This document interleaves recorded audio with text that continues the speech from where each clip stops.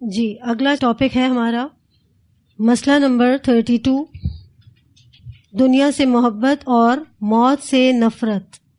آپ دیکھیں آج ایسے ہی ٹاپکس آ رہے ہیں۔ ابھی جو پہلا ٹاپک ہم نے پڑھا اس میں بھی کیا تھا، آدمی بوڑھا ہو جاتا ہے لیکن اس کی دو خواہشیں جوان رہتی ہیں، مال کی خواہش اور لمبی عمر کی خواہش۔ لمبی عمر کی خواہش سے کیا مراد ہے کہ یعنی موت سے نفرت، دنیا سے محبت اور موت سے نفرت۔ قیامت کے قریب مسلمانوں میں دنیا سے محبت اور موت سے نفرت پیدا ہو جائے گی، جس کی وجہ سے کافر مسلمانوں پر چڑھ دوڑیں گے۔ حضرت ثوبان رضی اللہ تعالی عنہ کہتے ہیں رسول اللہ صلی اللہ علیہ وسلم نے فرمایا، ان قریب کافر امتیں تمہارے اوپر چڑھ دوڑنے کے لیے ایک دوسرے کو اس طرح بلائیں گی جس طرح کھانے والے ایک دوسرے کو دسترخوان کی طرف بلاتے ہیں۔ ایک آدمی نے عرض کیا، شاید اس وقت ہم تعداد میں کم ہوں گے۔ آپ صلی اللہ علیہ وسلم نے ارشاد فرمایا، نہیں بلکہ تم کثرت میں ہوگے، لیکن تمہاری حیثیت پانی کے اوپر بہنے والی جھاگ کی مانند ہوگی۔ اللہ تعالیٰ تمہارے دشمن کے دلوں سے تمہارا رعب ختم کر دیں گے اور تمہارے دلوں میں وہن پیدا فرما دیں گے۔ ایک آدمی نے عرض کیا، یا رسول اللہ صلی اللہ علیہ وسلم، وہن کا کیا مطلب ہے؟ آپ صلی اللہ علیہ وسلم نے ارشاد فرمایا، دنیا کی محبت اور موت سے نفرت۔ اسے ابو داؤد نے روایت کیا ہے۔ رسول اللہ صلی اللہ علیہ وسلم کی پیشین گوئی کے عین مطابق مسلمان آج اس افسوسناک اور قابل حقارت حالت میں پہنچ چکے ہیں۔ ہم دنیا کی محبت میں اپنی موت کو واقعی فراموش کر چکے ہیں۔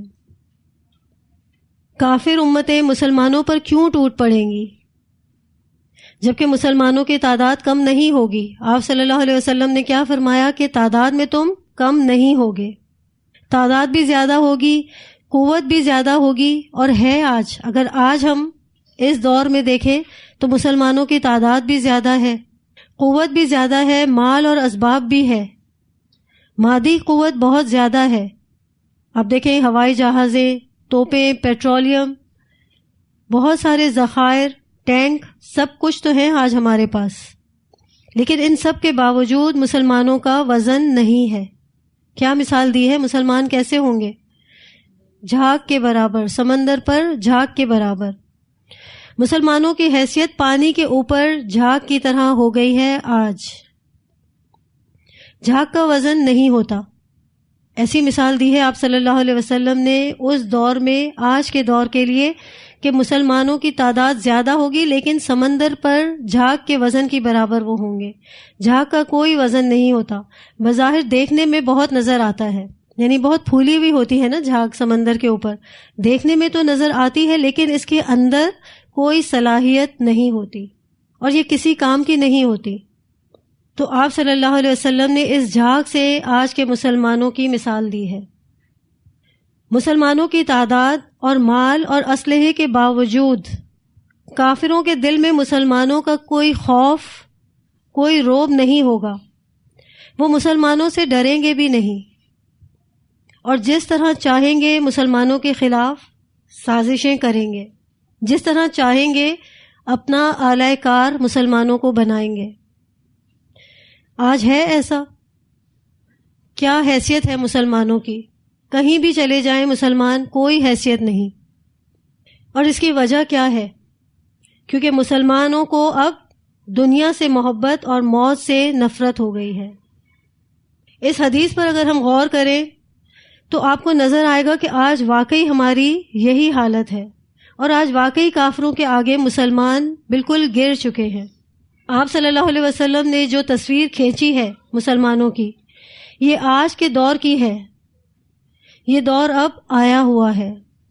اس وقت تصویر جو کھینچی آپ صلی اللہ علیہ وسلم نے کہ مسلمان ایسے ہوں گے، تو یہ دور واقعی اب آج آ چکا ہے۔ مسلمانوں کی ایک کثیر تعداد ہے آج۔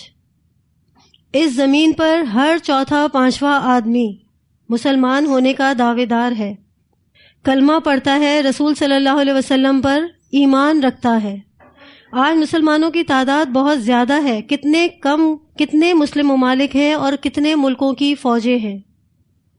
کتنے ہیں مسلم ممالک؟ کئی ایک مسلمان ممالک ہیں اور ان کی سب کی فوجیں بھی ہیں.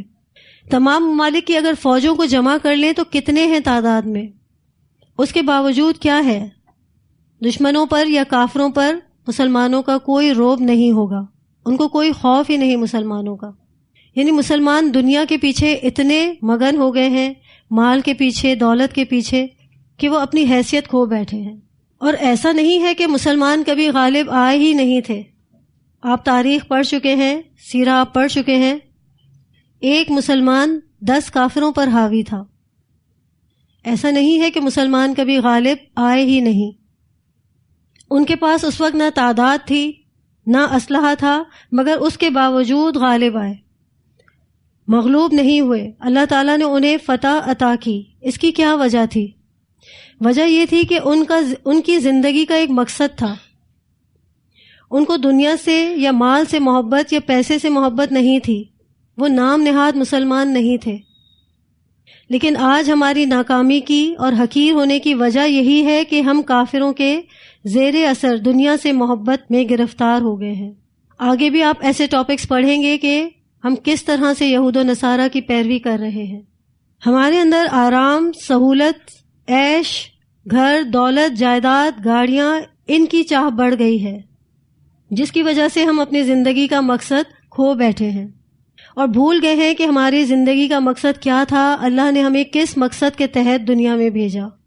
اور ہمارے دشمن ہماری اس کمزوری کی وجہ سے دسترخوان بچھائے ہوئے بیٹھے ہیں کہ آؤ اور کھانا تیار ہے. اگر ہم دنیا میں عزت، سربلندی، غلبہ، اقتدار چاہتے ہیں تو ہمیں قربانی کی زندگی، صبر اور شکر والی زندگی گزارنی ہوگی. ہم کرتے ہیں اپنی موت کو یاد. دن میں کتنی مرتبہ ہم اپنی موت کو یاد کرتے ہیں، جبکہ ہماری قبر تو دن میں کئی بار ہمیں یاد کرتی ہے. لیکن ہم دنیا میں واقعی آج ہم سب اس میں شامل ہیں. دنیا سے اتنی محبت ہے کہ ہم اپنی موت سے غافل ہیں. اور اب جو ٹاپک ہم پڑھ رہے ہیں تو ایسا لگ رہا ہے کہ بس اب یہ اینڈ آف ٹائم ہی ہے. نہ جانے کب قیامت آ جائے، اور قیامت آنے سے پہلے نہ جانے کب ہماری موت واقع ہو جائے. لیکن موت سے آج ہم سب بہت کم ہی ٹائم ایسا ہوتا ہے کہ جب ہم اپنی موت کو یاد کرتے ہیں. زیادہ تر دنیا ہی کی الجھنوں میں مگن رہتے ہیں. ہمیں چاہیے کہ دنیا سے اس قدر محبت نہ کریں، اس کے پیچھے اس قدر نہ دوڑیں. تو اس سے کیا ہوگا کہ یہ خود ہمارے قدموں میں آئے گی. ہم کسی چیز کے پیچھے بھاگتے ہیں تو وہ کیا ہوتی ہے؟ اور آگے بھاگتی ہے. تو اگر ہم اس کے پیچھے نہیں دوڑیں گے تو یہ خود ہمارے قدموں میں آئے گی، اور اس سے ہماری آخرت کی فلاح بھی ملے گی. اس کے پیچھے بھاگیں گے تو اپنی آخرت کو بھی کھو بیٹھیں گے. بہت حقیقت پر مبنی اور بہت سچی باتیں آپ صلی اللہ علیہ وسلم نے بتائی ہیں. کتنے 100 سال پہلے یہ پیشین گوئیاں آپ صلی اللہ علیہ وسلم نے کی ہیں، اور آج ایسا لگ رہا ہے کہ کوئی حالات حاضرہ پر بات کر رہا ہے. ہر انسان کے اندر مال کی بھی خواہش ہے، لمبی عمر کی بھی خواہش ہے. بے شک خواہش کرے لمبی عمر کی، مال کی بھی چاہ کوئی غلط نہیں، لیکن ان سب کا بہترین استعمال اللہ کی راہ میں ہو تب ہی یہ پسندیدہ ہے. لمبی عمر کی خواہش ہو اور اس عمر میں کوئی نیکی نہ ہو. آج آپ مسلمانوں کے حالات دیکھیں کس طرف جا رہے ہیں. بالکل دین سے بیگانہ، اسلام سے بالکل نا آشنا، جیسے جانتے ہی نہیں کہ ہم مسلمان ہیں. اتنی خواہشات انسان کی بڑھ گئی ہیں. غور کرتے ہیں کبھی اپنے آپ کو ان احادیث پر رکھ کر؟ دنیا سے محبت، موت سے نفرت، ہے یہ ہمارے اندر یہ تمام چیزیں؟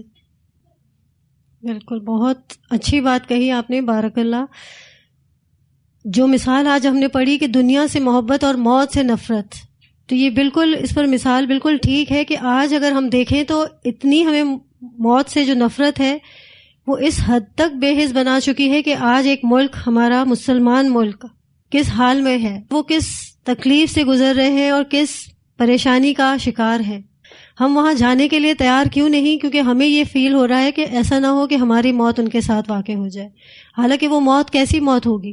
شہادت کی موت ہوگی، جو کہ ہمارا مقصد ہونا چاہیے زندگی کا. لیکن ہم ان سے پیچھے ہیں. ہماری جو حکمران ہیں، جو ہمارے سیاسی لیڈرز ہیں، کیا ان کا یہ کام نہیں؟ لیکن کیوں پیچھے ہیں؟ سارے کے سارے مسلمان ممالک اس بات سے پیچھے بیٹھے ہوئے ہیں. تو کیوں؟ کیونکہ دنیا سے محبت، اقتدار کی محبت ہے کہ ہمیں اقتدار مل جائے، لیکن شہادت مل جائے یہ کسی کو نہیں چاہیے. تو کوئی بھی اس کام کے لیے آگے نہیں بڑھ رہا، اور واقعی وہ اس وقت جس پریشانی اور جس تکلیفوں کا شکار ہے، تو ہم سے بھی اس بات کا سوال تو کیا جائے گا کہ کیوں ایک مسلمان جب پریشان تھا تو دوسرے مسلمان نے اس کی مدد کیوں نہ کی. یہ حکومتی سطح پر تو ہونا ہی چاہیے، لیکن ہم واقعی میں اس وقت بالکل بے حسی کا شکار ہیں. آج ہمارا ٹاپک یہیں تک تھا. وآخر دعوانا ان الحمد للہ رب العالمین. سبحان ربک رب العزۃ عما یصفون وسلام علی المرسلین والحمد للہ رب العالمین. سبحانک اللہم وبحمدک نشہد ان لا الہ الا انت نستغفرک ونتوب الیک.